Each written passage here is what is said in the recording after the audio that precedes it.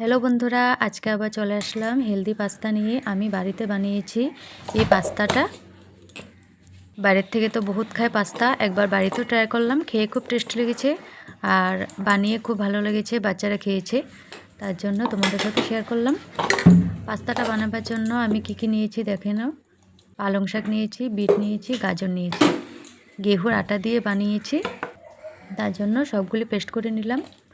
পালং শাক, গাজর আর বিটটা, তারপরে গেহুর আটাটা নিয়ে গেহুর আটাতে একটু লবণ দিয়ে পালং শাকটা যে পেস্ট করেছিলাম সেটা দিয়ে মেখে নেব।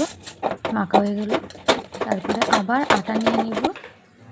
আটা নিয়ে নিলাম, নিয়ে তারপর লবণ একটু দিয়ে গাজরগুলি যে পেস্ট করেছিলাম সেগুলো ঢেলে আবার গাজর দিয়ে মেখে নেব। মাখা হয়ে গেল, তারপরে আবার নিয়ে নিলাম, তারপরে বিট দিয়ে মাখবো লবণ একটু দিয়ে, বিট দিয়েও মেখে নিলাম। সবগুলো মাখা হয়ে গেল, দেখো রেডি। আজকালের বাচ্চারা তো একদম ভেজিটেবলস খেতে চায় না, সবজি তো একদমই ভালোবাসে না, শাক তো দেখতেই পারে না।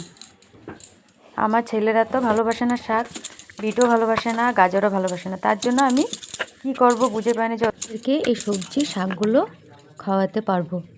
তো পাস্তা ম্যাগি খেতে খুব ভালোবাসে, আর আমিও তার জন্য ট্রাই করে নিলাম বানিয়ে।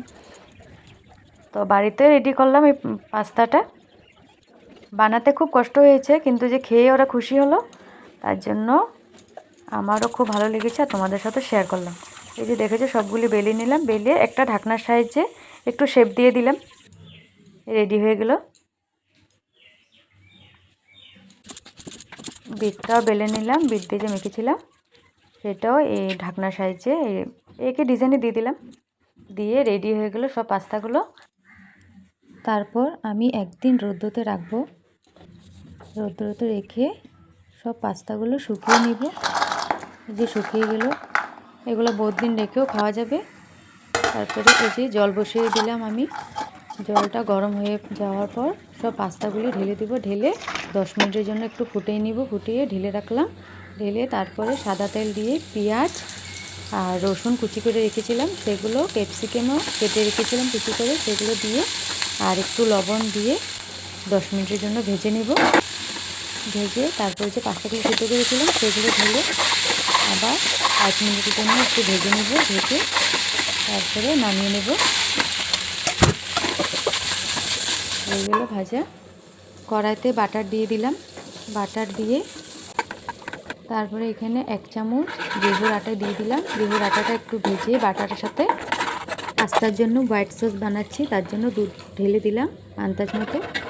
দুধটা কম লাগছে, আবার একটু দুধ ঢেলে দিলাম, চিজ দিয়ে দিলাম, তারপর চিলি ফ্লেক্স, অরিগানো, পাস্তা মশলা দিয়ে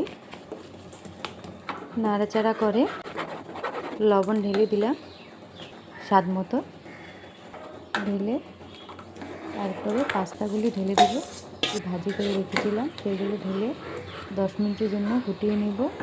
তারপরে রেডি হয়ে যাবে আমার হোয়াইট সস পাস্তা। পুরো হেলদি, বাড়িতে বানিয়েছি। দেখো এই যে রেডি হয়ে গেল পাস্তাটা আমার, খেতে খুব টেস্ট হয়েছে, তার জন্য তোমাদের সাথে শেয়ার করলাম। পাস্তাটা দেখে যদি তোমাদের ভালো লাগে তবে একবার ট্রাই করে দেখতে পারো, আর আমাকে কমেন্ট করে বলবা যে ভেজিটেবলস হেলদি পাস্তাটা কেমন হয়েছে। আমার বাচ্চারা খেয়ে খুব টেস্ট পেয়েছে পাস্তাটা।